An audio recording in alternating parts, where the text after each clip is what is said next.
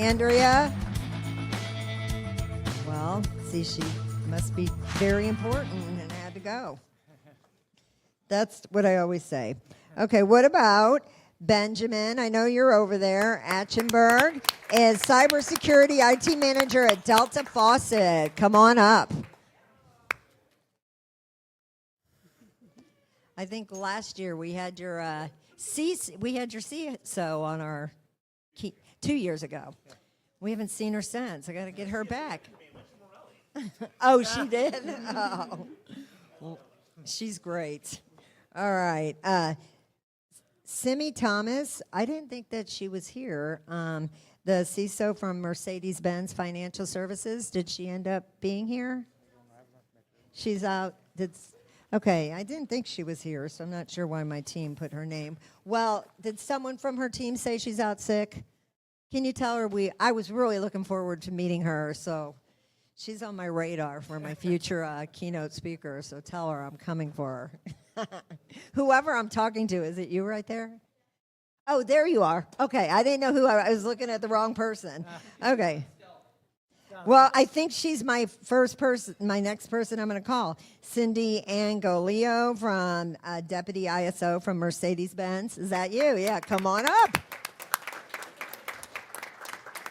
I'm going to be after both of you two next year to be up here joining us.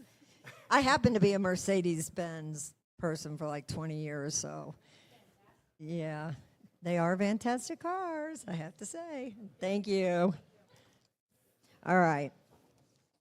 Next, we have Colette Jones, is a cybersecurity control tester from Comerica Bank, and I know she's here, so come on up.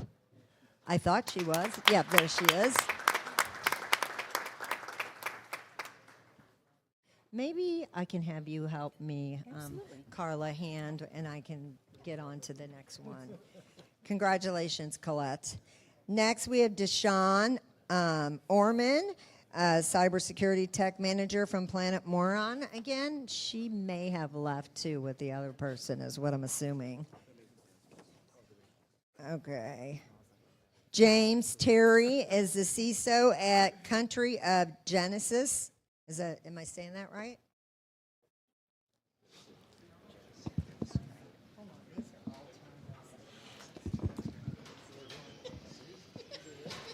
Okay. Jeremy Audit, ET Internal Control at Ford Motor Company. Jeremy, are you here? A lot of Jeremys. Jeremy Schwartz, AVP Information Security at Jackson National. Jeremy Schwartz, are you still here? Laura Larkins from Senior Manager Policy Compliance at Co-America Bank. All right, congratulations. How about Megan? Megan, sorry, I'm going to mess up. Ango Technology at Co-America Bank as well. Congratulations. Then we have sorry if I messed this up. J. Sharma, IT Director at DT Energy. Prince John is Associate Director of Business Risk and Control from Eli Lilly. All right, congratulations. Princey, all right. Rachel Kinsella, Information Security Manager at Credit Acceptance Corporations. Rachel? There's so many people that aren't here.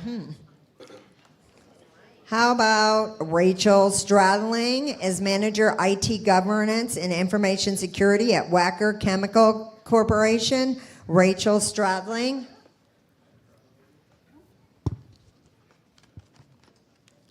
Rachel Lyon is IT Director at the City of Rochester Hills. This is really odd. I don't know why there's so many not here.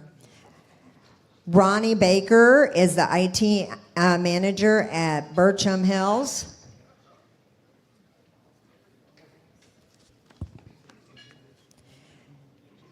Cervanus is the CIO at Wild Bill's Tobacco. Are you here? I feel like they're all having a meeting out at the bar, maybe. Happy hour. Yeah. Steve Heron is the CISO at DT Energy. He's not here either. Was he here earlier? No, he couldn't come. I know. I think that my team didn't pull the people out that weren't here. William Lucas is CISO at Master, what is that? Produce. Produce? Master. All right, finally. Is that you? Well, here. She's taking seats. Oh, you're taking, okay. All right. Looks like we're down to Dr. Lovelie Moore, the BISO for Toyota Financial Services. Thank you for your keynote today. Arun DeSouza, who is the Managing Director of say it, Arun. He was just on my podcast this week. You should catch him on And Security for All. He is great. You can find my podcast on Spotify, any place that you listen to your podcast. Arun was just on my podcast on Tuesday. Marcus Rebelo is from it's Auxiom, CISO, head of AI. He did such a great presentation. What a fun presentation that he had today.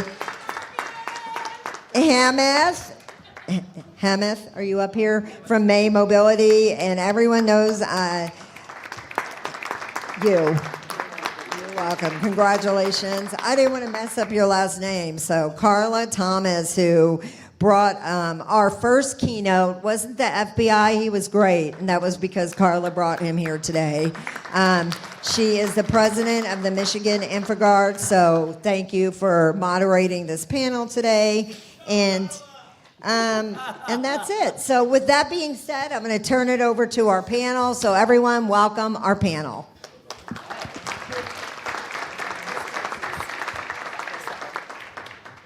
All right. Well, I'm used to the last part of the day being before drinks and before food, but thanks to Kim, we got drinks and food before you came to us.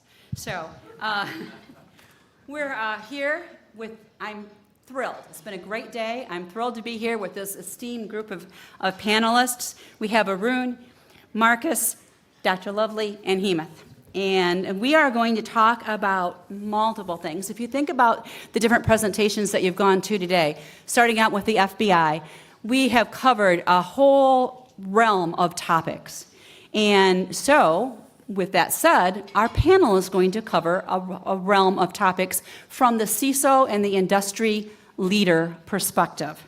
So I'm going to start off with some risk-oriented questions. And the first question is going to go to Hemanth. And as the cyber threat landscape continues to evolve rapidly, really rapidly, right? So fast that we don't even be able to catch up with it, how are CISOs recalibrating their risk models and security strategies to keep up? No, for sure. That's a really good question. And obviously the two letters are AI, but I'm not going to say AI because there's other strategies out there that a lot of people are going to be utilizing. Tabletop exercises is just one way that we've seen this inside organizations, right? Just most recently, Amazon Web Services, they do actually offer a lot of those exams that are going to be structuring a lot of these employees to be utilizing the tabletop exercises for their benefit. So, working with those service providers like AWS or GCP, it's going to be really critical, especially utilizing those tabletop exercises. I think the other part of just incident response in general, right, is there are ways now that you can enable agentic pen tests being done in your application ecosystem, right? So making sure that you're prepared ahead of time than later on. And that's just one of the biggest ways that we're seeing that in the industry right now. Okay. And then how do you balance reactive and proactive measures? Yeah, I think really you need to approach this from a shift left mechanism of security, right? Starting from the very beginning of code going into your production system, as well as after it's being set into your repository. So, doing that DAS scanning and that SAS scanning, before and after within that CI/CD pipeline, looking at applications throughout the entire landscape is going to be really important. Doing that continuous monitoring, looking at threat feeds, looking at those CVEs that are going to be targeting the biggest areas of security vulnerabilities. Thank you. And keeping on strategic and risk-oriented, cyber risk is now considered, and has been for a while, but I think it's become more of a board-level issue than it was in the past. So how do you effectively communicate security priorities and threats to those non-technical executives? And this is for Dr. Lovelie. Okay. Thank you. So that's a really, really great area because the board, they control everything. And it's going in place or it's not. So I'm just going to give the story that I give to the board members when it's time to talk about risk. You have a brand new, and y'all, if y'all don't already know, I like analogies, so please bear with me. So we have a new building community, a new gated community going up in your neighborhood, okay? Halfway during the phase, they realize that the doorknobs, that there's a defective mechanism in the doorknobs. Okay. There are so many people who decided to not accept the risk and fix the doorknob because all you have to do is jiggle it once, jiggle it twice, and it opens, okay? But there are some people who accepted the risk and said, well, there's always a guard at the front and there's always a gate at the front, so anybody get in belongs in the community and we're not a bunch of thieves.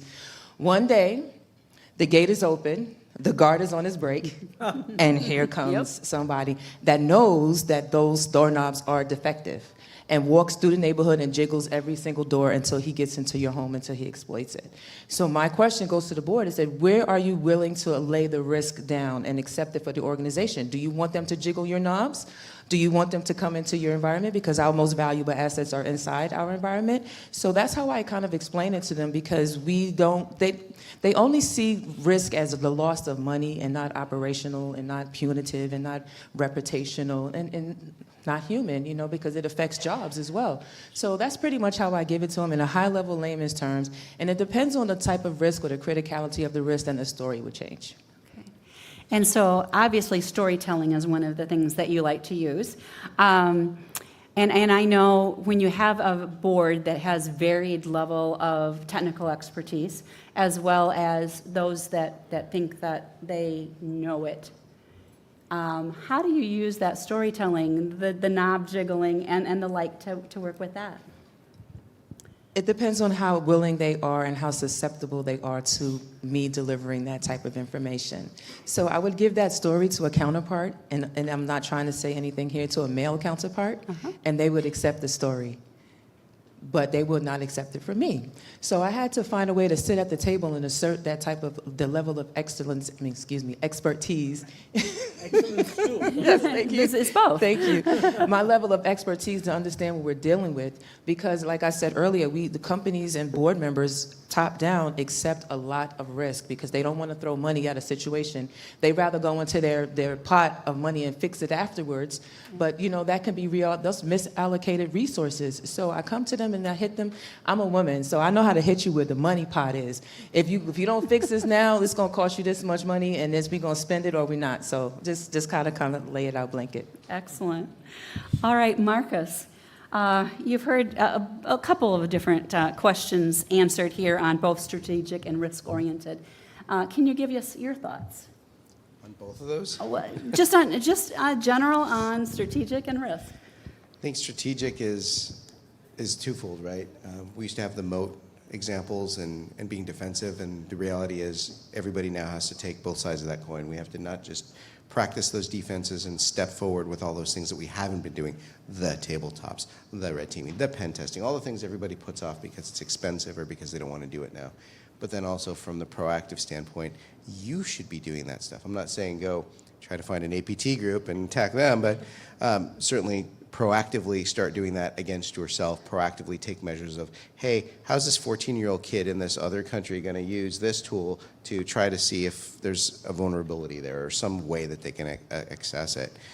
So I think just proactively thinking like maybe Marcus when he was younger, and figuring out what those things are, what those tools are, and how they're going to leverage that against you, and now put on your bad actor hat and say, okay, what nefariously would I try to do to access it, and then take that role. You have to. You can't do it anymore. It can't just be defensive. It can't just be, let's leverage all these tools from all these vendors. You have to start thinking, I think it was the previous video the gentleman was showing there, you have to start thinking like a bad actor. There's no choice. Please. Yeah, we just have to start fishing the board members constantly, and every time they fail, that's $1 million you need to throw at a solution. So on that, there's an entire class, I think, when it comes to presenting to the board. I learned the hard way. You don't show up and talk cybersecurity or show them any charts or anything. Jerry Maguire fans, show me the... Yeah. Put it in money terms for them, right? When you show up, Dr. Lovelie already talked about it. Talk about not just how much it's going to cost you, but talk about what are the things that are going to save you money.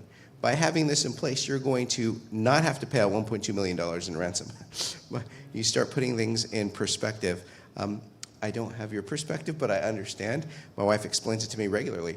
And the idea is really just, how can I look at this and say, okay, this is going to be this much money, this is going to be this much money, and we sit in front of the board explaining that to them, saying, we're not a cost center, right? For years and years and years, cybersecurity has been a cost center. Throw money at it, it's a cost center, IT's a cost center. You have to flip the script on that and explain to them that we are there for a purpose. We are doing much more than just being a cost center. I like that. Please. All right, now moving on to another topic, regulatory and compliance landscape. So, Arun, how are evolving global cybersecurity regulations like DORA and SEC breach disclosure rules impacting your approach to compliance and incident reporting? Well, I'll talk at a higher level because I'm independent, but anyway, I'll address it. The first thing is global cybersecurity regulations are fundamentally transforming corporate compliance, right? From check the box activity to real-time based board level, right? So the first thing is a drastically reduced reporting timelines. For example, the US CERCIA, I've read that they're going to update it in May 2026. You've got to do it within 72 hours for cyber incidents, and then ransomware payments within 24 hours. Just imagine, right? And then EU, the NIS2 directive, early warning is 24 hours, and then full incident notification 72 hours, and the final report 1 month. So that's dimension one, the reporting timeline. Dimension two is the high stakes compliance and liability, right? There's personal liability for execs. You can't afford it. There's also massive financial penalties. For example, NIS2 in EU, like the GDPR, now it's 2% of global revenue and up to 10 million euros, right? One or the other, whichever is higher, not lower, by the way, okay?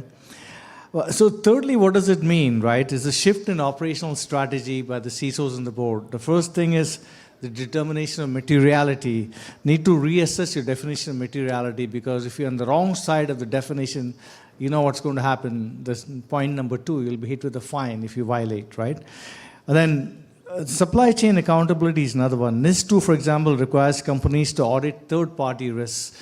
You know, they say the chain is as strong as the weakest link, so you need to be making sure to do it. It's not easy, but there's no choice, right? Because we know that the bad actors realize that downstream, down the chain, are lesser resourced companies, so they'll hit them, and you know, they can climb into your network faster than you can say uncle if you don't have technologies well deployed. And the last most important thing is, you know, the day for passive paper compliance, of checking the box, is dead as the dodo. It's now time to mobilize proactive defenses, you know, always on, all the time, because there's really no choice with the pace and scale of disruption.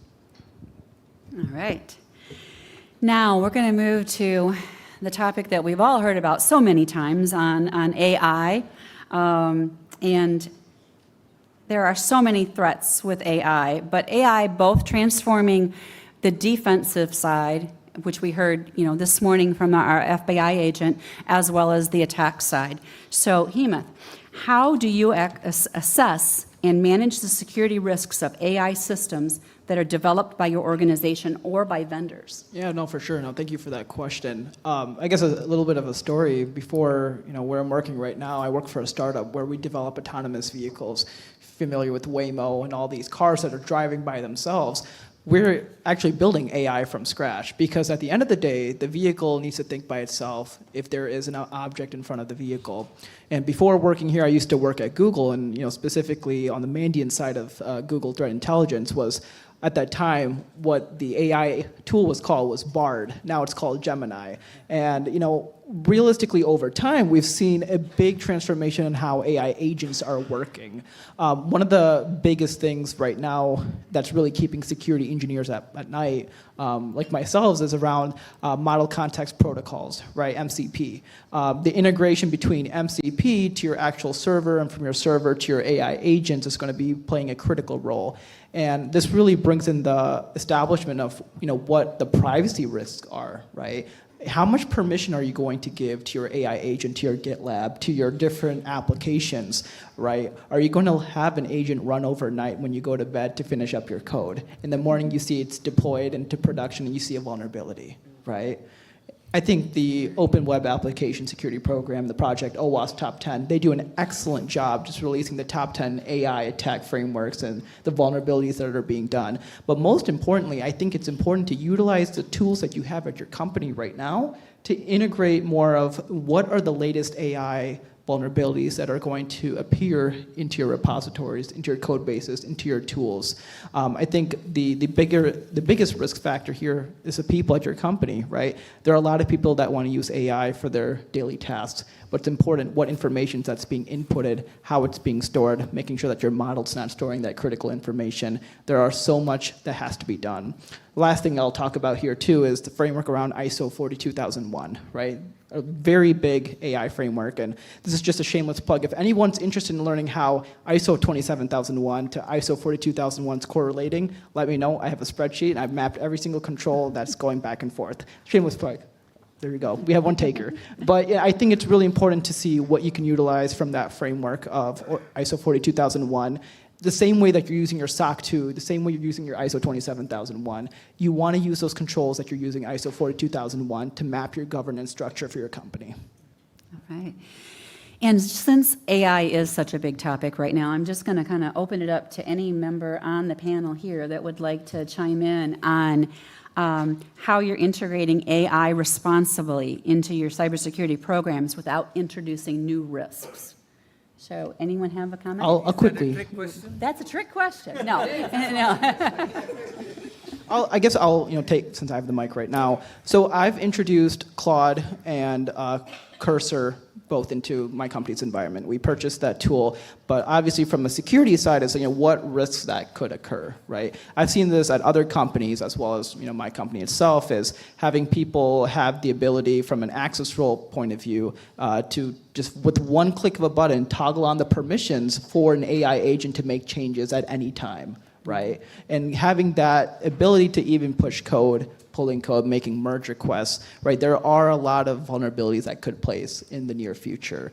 One of the things that we've seen is around injection attacks, data loss prevention attacks on the AI self. It's because it's really growing not just right now, but in the future, we're going to see a lot more intrusion alerting that's going to be happening.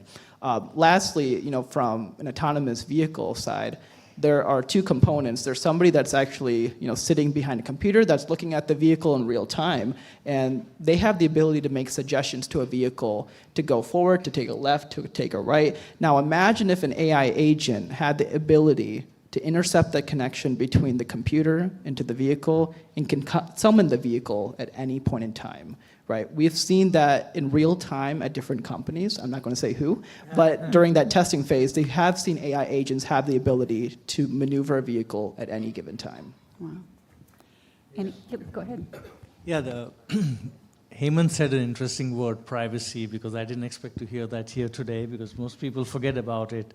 But in the age of AI, potential privacy violations are huge, especially in the connected cars. So I think one of the things I'll add to all the good things Hemanth said is, as you start to train, calibrate, test, and do an AI development lifecycle, think about introducing differential privacy constructs in that testing phase, because if not, they can be held to pay, especially with all the regulations I mentioned earlier.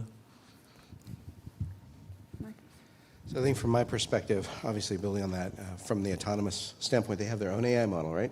So dedicated AI model. I think one of the things we're going to see coming in the near future is the difference between where we want to go with how much we trust what's in the cloud, what we're connecting to up there versus what do we want to have on premise. I know we've cloud, somebody else's computer, we've done all that, right?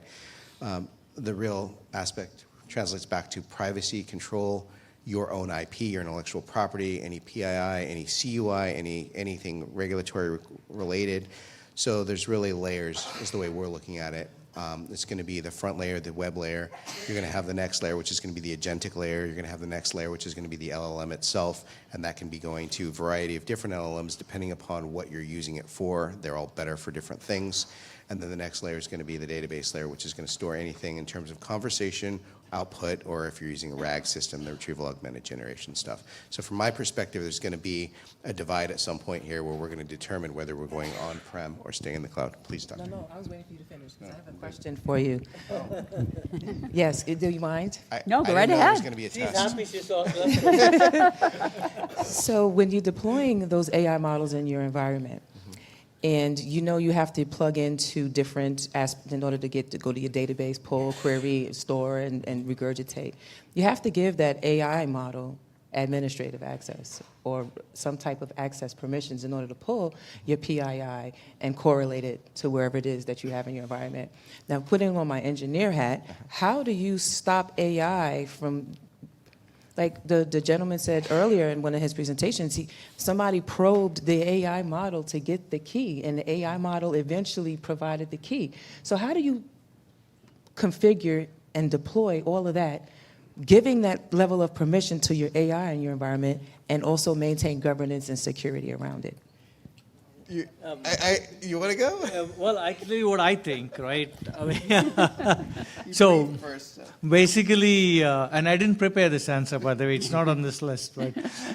So I think the fact of the matter is it's a problem of authentication and problem of dynamic, adaptive authentication. So therefore, in my view, I think perhaps one of the things we have to do is to have dynamic certificates and keys that are generated on session by session, and there's got to be some level of oversight from humans so that they can make sure that that is correct. Now, I will say this also to complement that, because no human can keep up with that level of interaction based on the industry and the tolerance. I think companies need to look at reinforcement learning and really implement that in the AI, because reinforcement learning will help train the AI faster.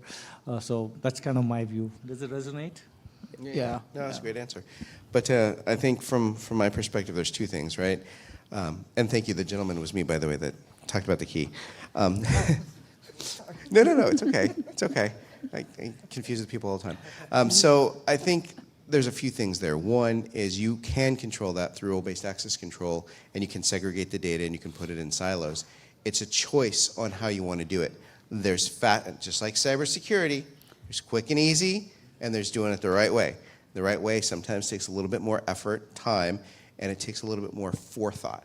Because like he's explaining, when we get into those different areas around privacy or the database itself, having segregation isn't just enough. It's going to come back to how am I going to have real-time certification, authentication. And this is kind of an aside, but I want to throw it in here because I get asked all the time, because of AI, what should my kid go to school for? And I throw out logic and reasoning, whatever it is, because that's going to be the one thing that's going to take the longest for us to get to. And if we take programming as an example today, we hear all of this talk about programmers going away, all of these things being replaced by code. Well, the code kind of sucks. It's getting better, right? It's getting better over time, just like the images did. But the reason I throw that out there is because you're still going to have an expert that's going to be in that field. Whatever the field is, if it's programming, you're still going to need an expert to look at that code and say, yeah, this is legitimate, I'm okay with this. Like what you said, like what you were talking about, and like what Dr. Lovelie said. So I think that's a key element is as we look forward to it, we're going to have to plant those experts in those areas, just like with manufacturing, right? Machines do all the work, but we have experts making sure that everything that the machines are doing is correct. I think that's where we're... And I just want to add on just right here is, one thing that AI will not have is ethics, right? It's true. Right. It will not really have the ethical format, and that's just like the PhD in me just saying that right now. It will not have the philosophy of ethics whatsoever. Right. And to the second point, what Arun you mentioned is the same way that we're doing a lot of these access controls doing user-based permissions reviews, right? The same concept also has to apply back to artificial intelligence agents, right? Maybe there are 4 people or 5 people within your organization that does have access to the LLM's superpowers, right? At the end of the day, you will have to do every 6 months, we'll have to review who has access to a lot of these LLMs within your company as users, but also administrators. The last thing I'm going to say is, from a legal point of view, as every company has a data map, the same data map has to be reconstructed for an AI agent, right? The access controls that an agentic AI framework would have, the same methodology that you're using from a legal point of view, you will have to construct one from an AI side as well. Wow. I just finished reading the book, The Tin Men, which those AI people did not have any ethics, let me tell you, in that book. It was wonderful. So we're going to go ahead and go back to Dr. Lovelie on resilience and incident response. What lessons have you learned from recent incidents, and how have they reshaped your incident response planning and cyber resilience efforts? Well, good question. I was just talking to a young lady in the audience about that. My experience, and it's not Toyota, somebody might be watching, at a prior organization, there was a lot of data leaving. We see the exfiltration. It's live, and the payload is saying that it's allowed. Escalated to the network team. Hey, we seeing all of this data leaving the environment. It's loud. It's a lot. Oh, it was blocked. Okay, where was it blocked? Because my payload says it's allowed. All the SOC analysts, all the threat analysts, everyone in the Fusion Center is seeing the same type of recon activity happening in the environment. And they sat there for years just extracting data. Can I get the network topology to see where it's being blocked on your end? Because we keep seeing it as allowed. It was a daily thing almost for 4 years. The company got hit with the big R. And even though we had escalations to the CISO at that time, say we really need visibility into the network topology. I understand that's a high-level diagram, and everybody shouldn't see that, but your security team needs to know where to look at. So, long story short, the company that came in that did the reassessment to see where how we got hit with the big R.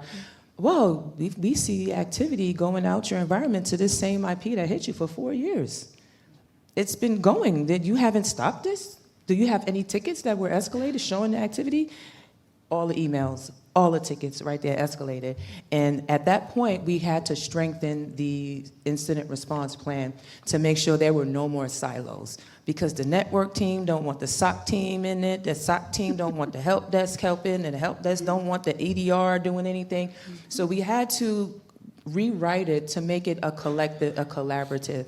So I think that was one of the biggest lessons that I learned to strengthen and become more resilient, is to have more visibility, that transparency, that layer, so we all know what's going on. Because if you have an incident response plan, it's going to be spaghetti on the wall if nobody knows what's happening when you're during a live incident, because we all running around with our head cut off because we just don't know. And it takes a long time to find that click zero, that patient zero, endpoint zero. So that would be my advice. All right. And then how do you simulate real-world attack scenarios?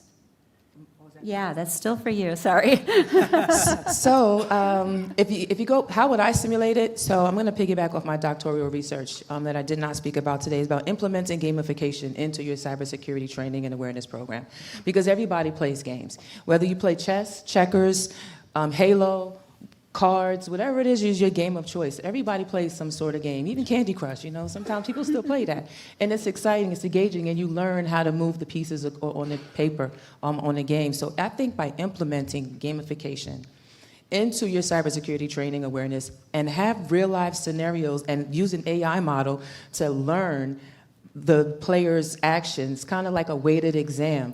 If you find this, great. Now you have to stop the bots from going in here. Great. They're going to they're moving laterally. Do you know what the environment is? I showed you the environment on stage 1. Do you remember what it is? Because we're on stage 3 and you have to stop the bots from moving over there in the environment. So simulate it to your environment. Let it learn the actions of the player. And you can deploy that at any level in the organization, because even, the board members, they play games too, So I think that's what I would do. That was my research was about. Excellent. Thank you. All right, Marcus, how about We're going to do this with a couple of the different panel members. So we're going to start with Marcus, supply chain and third-party risk.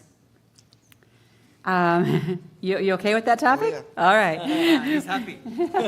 With the rise in software supply chain attacks, what controls and strategies are most effective for securing third-party ecosystems? You could start with a third-party questionnaire that nobody does. It's such a phenomenal question because the attack vector in third-party now is so prevalent. And it's not just prevalent in software third-party, but it's prevalent in third-party for anything that you're doing. A huge number of our clients are getting attacked, not just from the phishing side, but they're third-party coming in via changing the routing number for an expected invoice. It happens so frequently now. We've seen that so many times this year.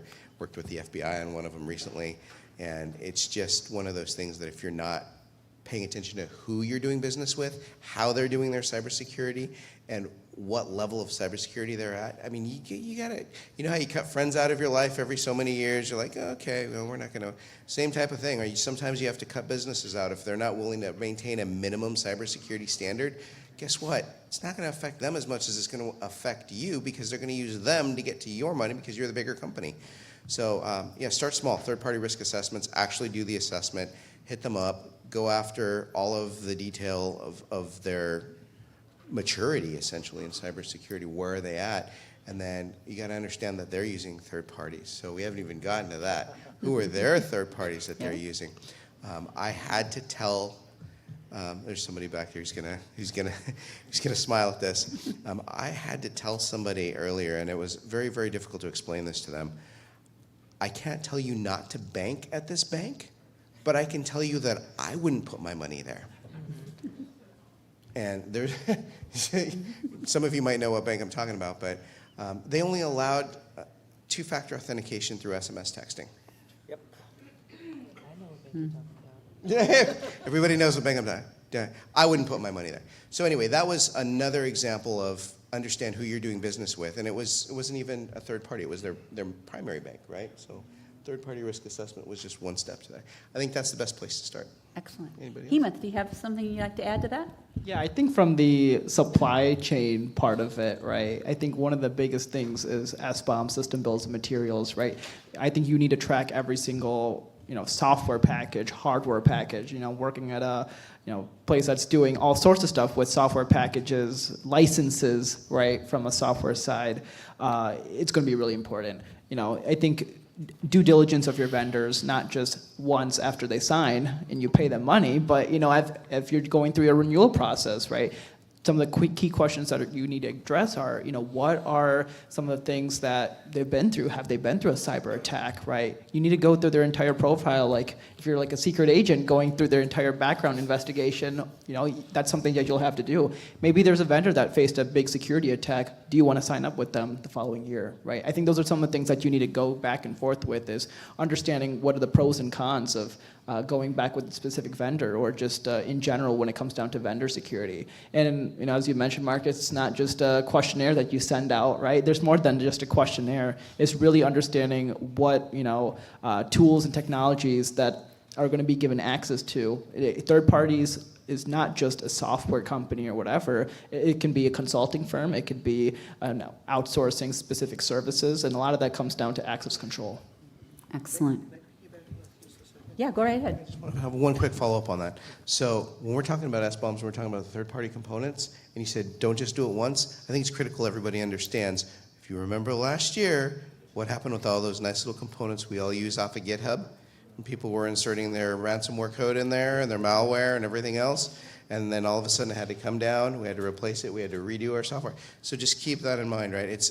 Everything is continuous. You just can't trust it one time. Yeah, go ahead.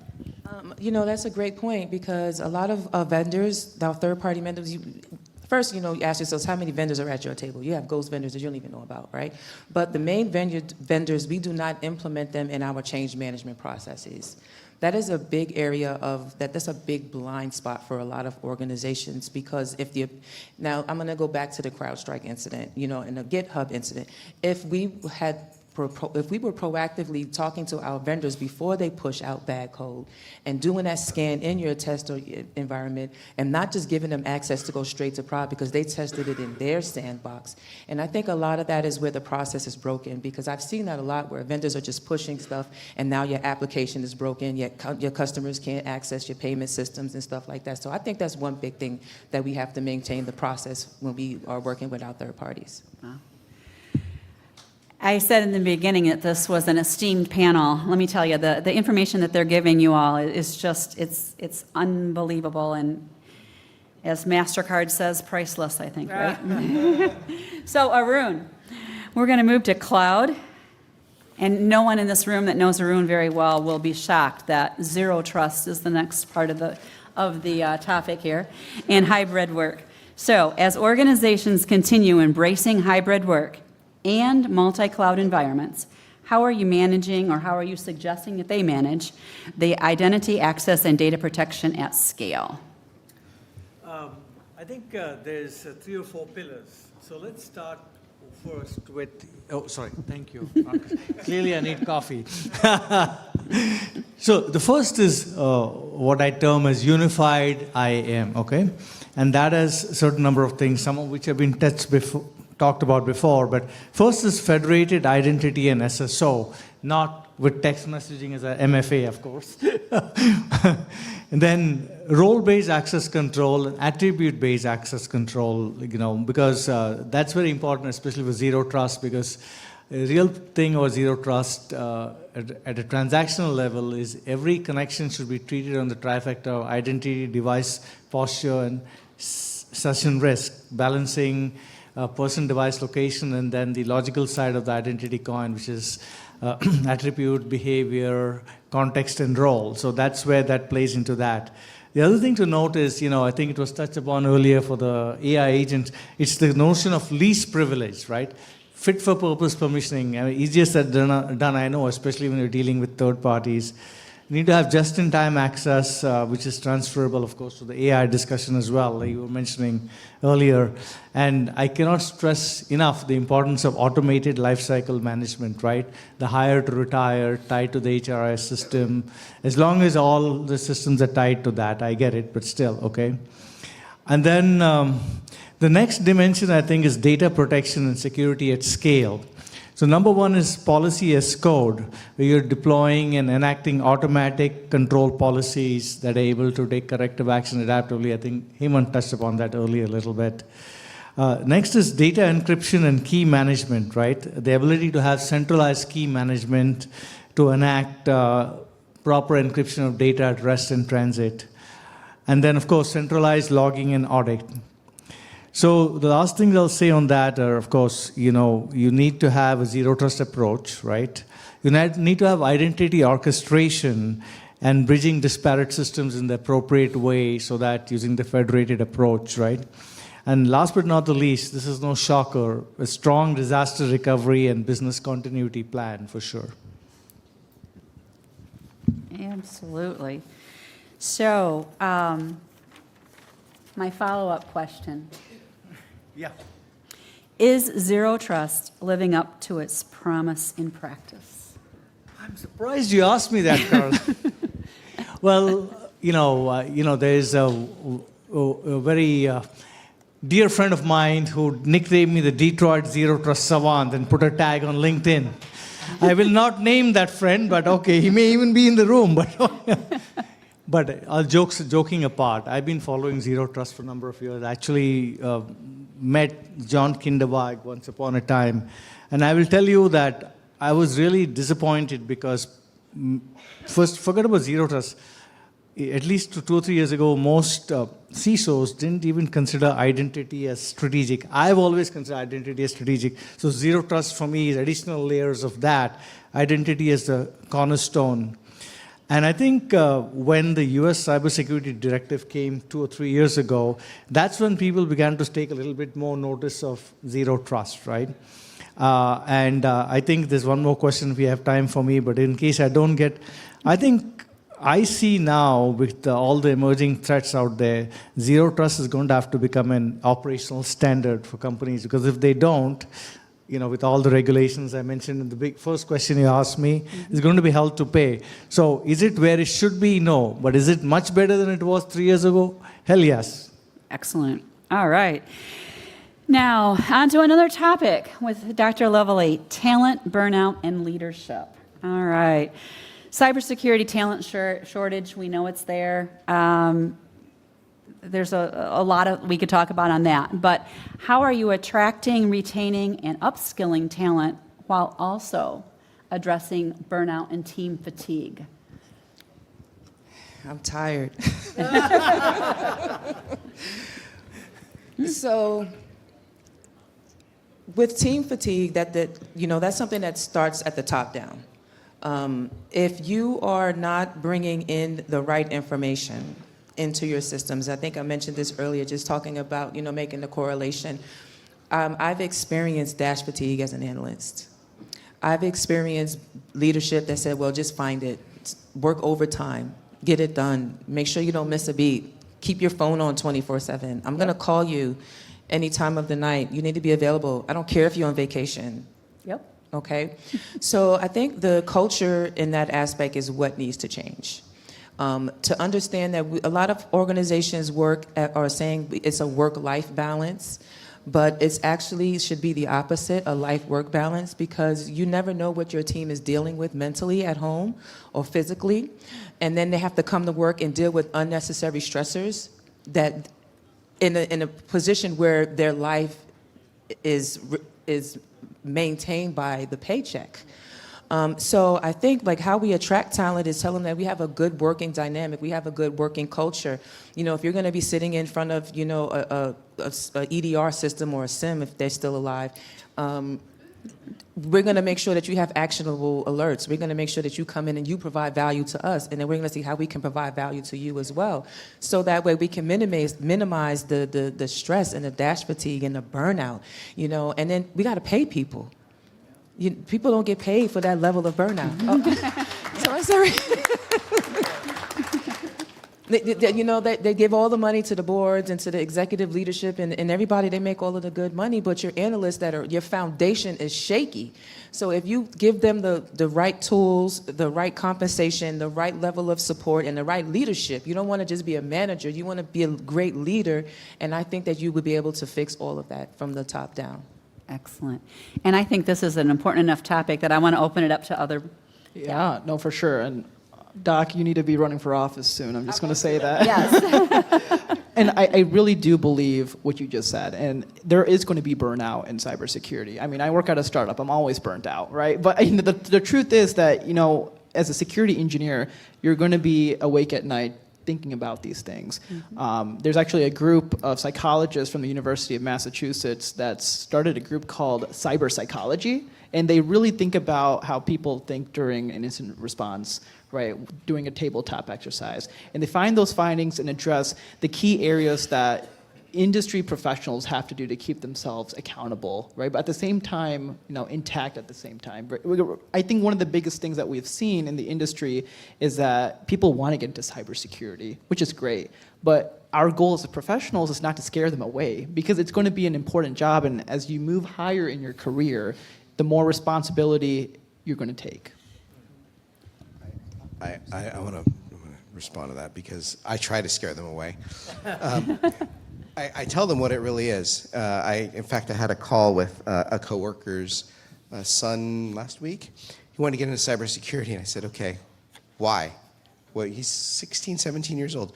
What intrigues you about cybersecurity? Oh, I don't know. It just seems really cool. 30 minutes later, I'm like, you watched something on TV, didn't you? You saw you're chasing the bad guy, you're doing all this cool stuff, everything looks really neat. Hey, yeah. It's like, okay, well, that's 10 minutes of it. Now you've got 3 days worth of paperwork to do in addition to that. So are you cool with the paperwork? Do you like your nights? Do you like your weekends? Do you like your holidays? So all of these, I try to discourage them. And if they come back and say, I'm good with that, then I know they're ready for cybersecurity. Not because I want them to be burned out or anything, but they need to understand that nobody's going to change this for us anytime soon. Right? You're going to step into it, and hopefully as things progress, like both of you have explained, we can get there. But today, if you're not ready for it, I think it's hard. You get a lot of these kids that come in, especially in a certain generation I'm not going to throw out there right now, but you know who we are. They come in and like, I want your job. I'm like, fantastic. I want you to have my job. I need you to work up to it. You're not having it today. What are you going to do if this happens? So I wanted to kind of give the counterpoint on that because I think a lot of people see stuff on TV. And actually, I found out from the parent later, it was TikTok. Oh, wow. So. Oh. All right. I think we have, I have one more question here and then a closing note. So we're going to go back to Arun with future outlook and strategic vision. So we started this whole thing with, strategy and insight and risk, but now how about future outlook? Looking ahead, 3 to 5 years, get your crystal ball out. What emerging threats or paradigm shifts do you think will reshape cybersecurity, and how should leaders prepare now for that 3 to 5 year from now? Thank you, Karla. This is a very interesting question. So the first thing is I foresee autonomous and agentic AI attacks, where autonomous agentic AI, which self-propagates and pivots across networks, will easily evade detection and human oversight. That's one.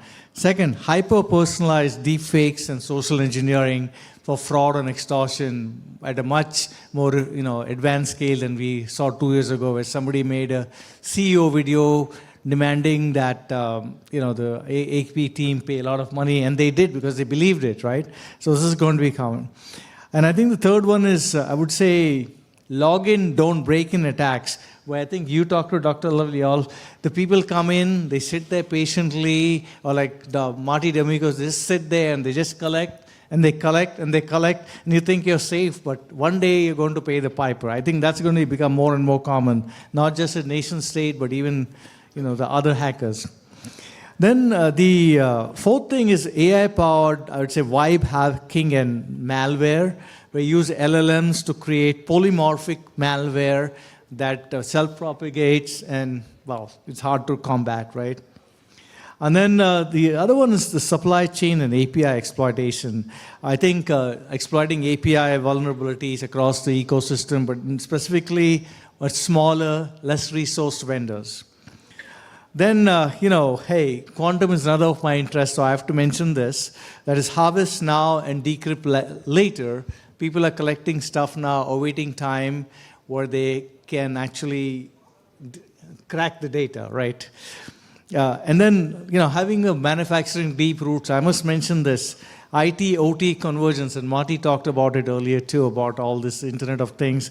Because on the manufacturing floor, 40% of the devices are end of life and can't be patched. Can you imagine? A scary damn thought, isn't it? Mm-hmm. So unless you extend zero trust to the manufacturing floor and all that, it's going to be difficult. So what can you do about it? I think that was your second question. Okay. So, number one, no surprise to you, Karla, since you is zero trust and identity first. Okay, so and a salute to my friend here. No more text messaging. First, phishing resistant MFA. Okay, 2, zero trust architecture and access. And the third is identity governance across the board. Specifically, you touched upon it earlier too, I think, all of you, privilege and service accounts. This is the biggest chink in the armor in the enterprise. You need to lock those down. You don't like it, you got to do it. Okay. 2, AI-driven defense and governance. AI-powered SOCs. For all the people facing burnouts, we want AI-powered SOCs. Literally, I would say, fight fire with fire, right? And allow the security analysts to be less burned out and focus on strategic stuff. I know you can't completely, but sort of transform their jobs. Then AI governance frameworks, making sure that all actions and all teams are bolstered by a solid policy, solid operating procedures, which won't happen overnight, but to commit to that and evolve them, right? And then training and awareness is huge. Today, I keep reading about 80 to 95% of incidents are coming from people. Well, it's going to get worse, right? So we need to really keep banging on how can employees identify deep fakes, how can the business actually use AI responsibly, having a policy, but also having a user reference guide by department that is evolving over time to help them in their training, ongoing stuff. Third one, Hemanth will smile now because we're so close, I read his mind, is the third-party proactive supply chain and third-party risk management. And one of them is what you mentioned, the S-bombs, okay? And the second is, I think you mentioned it, is the periodic vendor security audits. And the last one is, I think, quantum is coming. To some extent, it's always here. I don't think all companies are going to be able to adopt it. I see quantum as a service coming, where you'll be buying like the cloud quantum slices and stuff like that. But irrespective, you need to do a cryptographic inventory today. Where is sensitive data in your organization protected with current encryption? Okay, because what you got to do is you got to plan now for quantum-proof safe migration based on standards. So that's what I had, Karla. Excellent. Anyone else? Do you have something? Retire.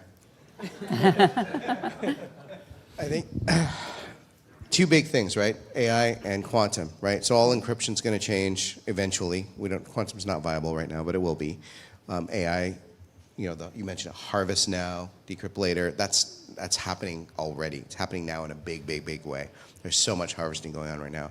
So I think, you mentioned 5 to 10 years, this will be a completely different conference.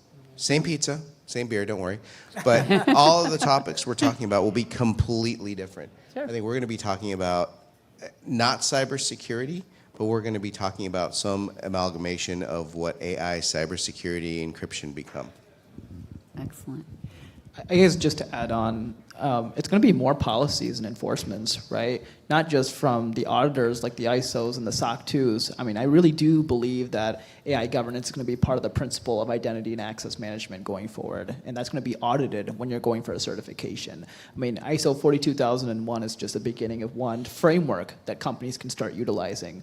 But going forward, throughout the audit cycle, AI is going to be touched upon in the near future. Just for a raise of hands, whose company has an AI policy? I don't see every single hand up, which is unfortunate. And I think that's one of the biggest things that, as security practitioners, we need to influence leadership, is to have a security policy in place.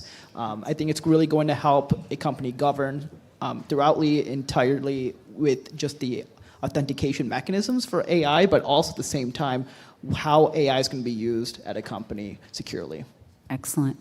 All right, before we open it up for questions, we'll have maybe one or two of those. I want each member of the panel to give us a one-word hook describing the current state of the cybersecurity incident, or not incident, but industry. Sorry. Hemanth. Just one word. One word. Okay. Agentic. Okay. Dr. Lovelie. Sleeping. Ooh. Marcus. Change. We get along great. Disruption. All right.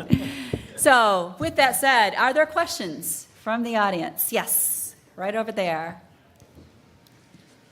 Thank you. Yeah, that's a great panel, great topics. But my question here is, when I go to the vendor space, today I saw a lot of devices and software and the security tools that used to help incident response and data exfiltration and so on and so forth. How do you make sure these devices are not actually creating new vulnerabilities? That is my first question. And the second question is, these days AI is so terrifying and glamorous too.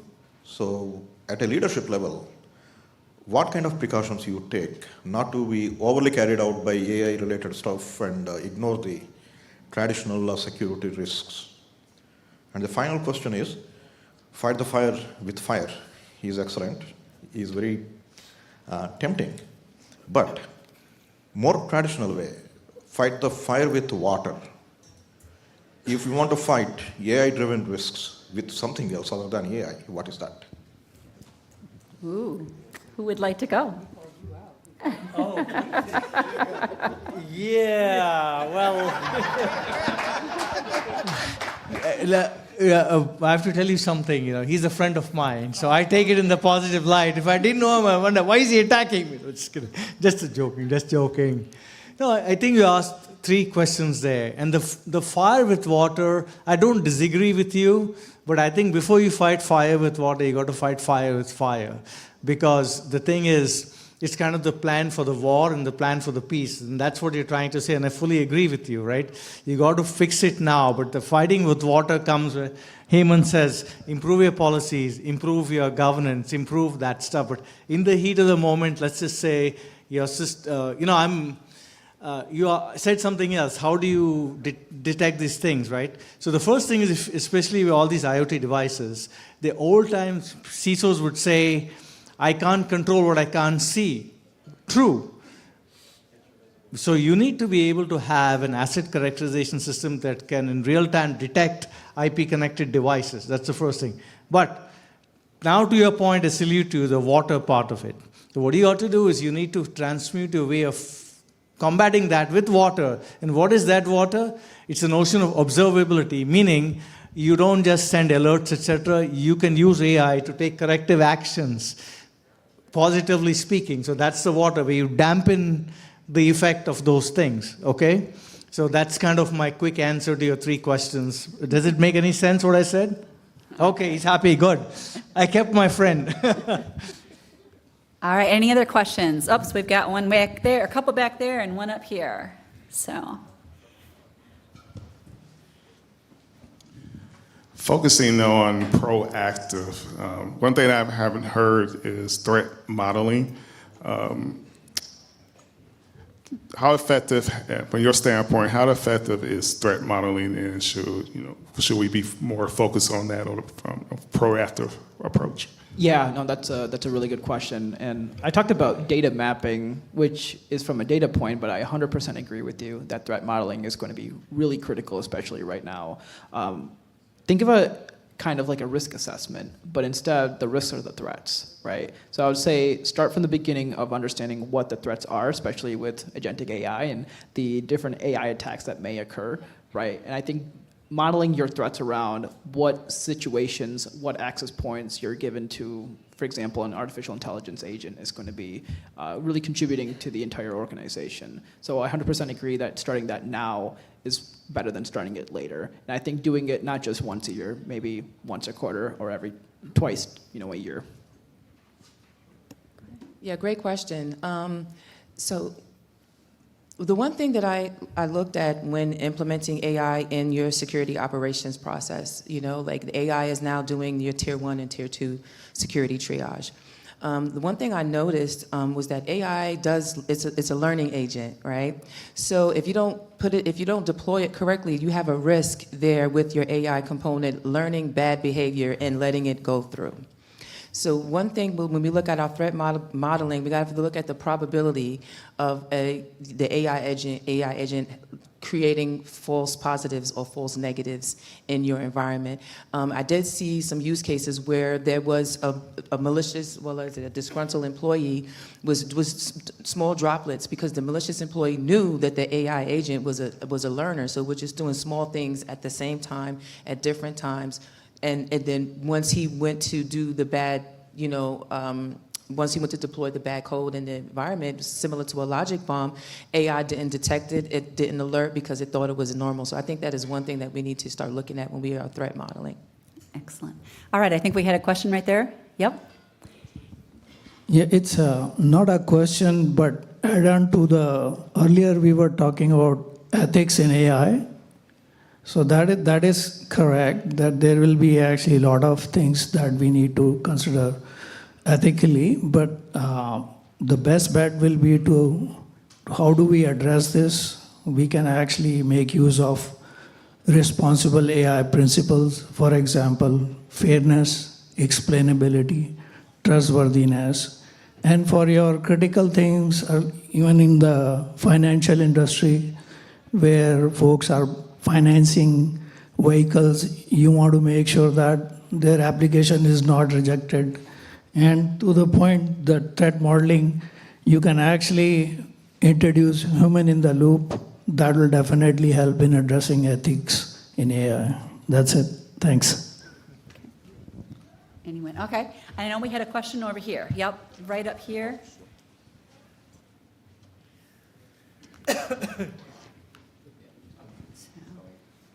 Thanks. Yeah, hi. So, we talk a lot about cybersecurity team burnout. What I've noticed is as our team got better, we found more and more and more, and we reported more and more and more, but burned out the rest of our organization, so they did less and less and less.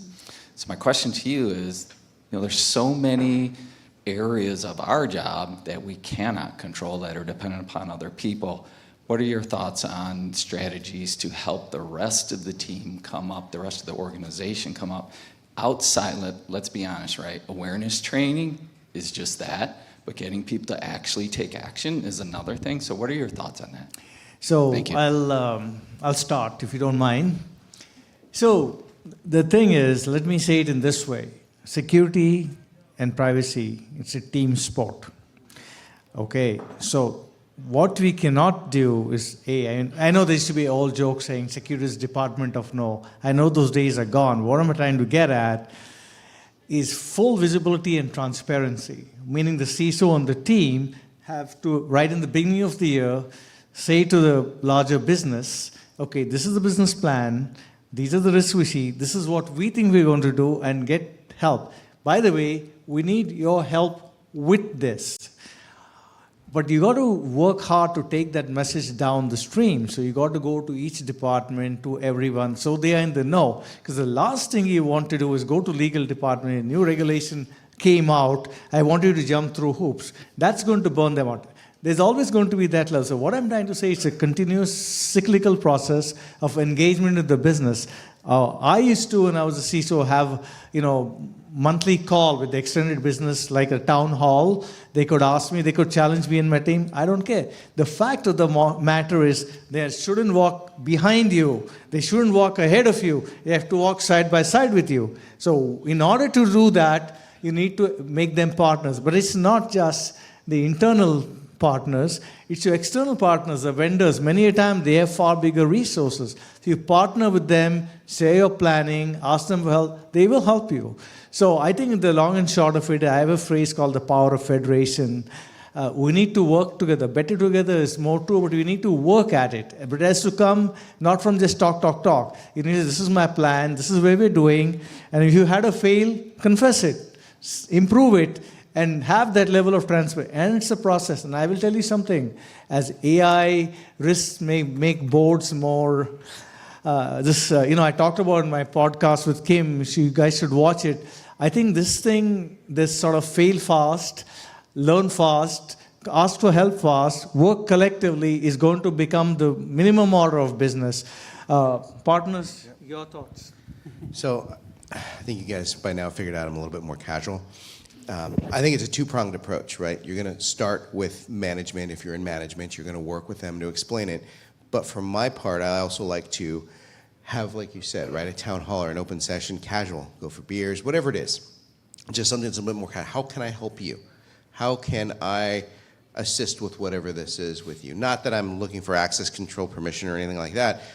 I want them to understand why it's critical. And every once in a while, right, you interject a little example. You're not trying to over-educate them. You're just trying to give them a reason for them to stick in their head about why it's going to be a critical item for them at some point.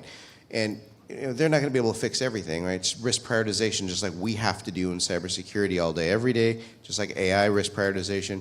It's going to be the same thing for them. Help them, make it easy on them.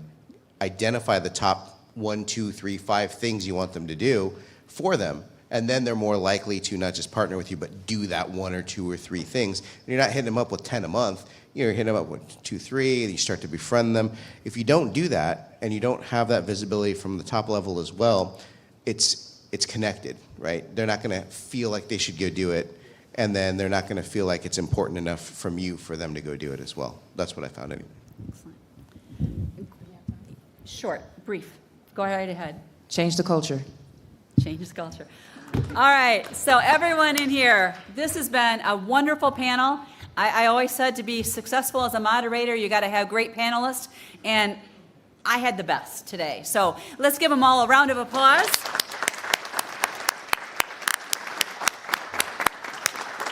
And now on to the fun with the prizes. So we have to go down. Thank you, Karla. You know, I just want to acknowledge them again because, you know, they obviously are very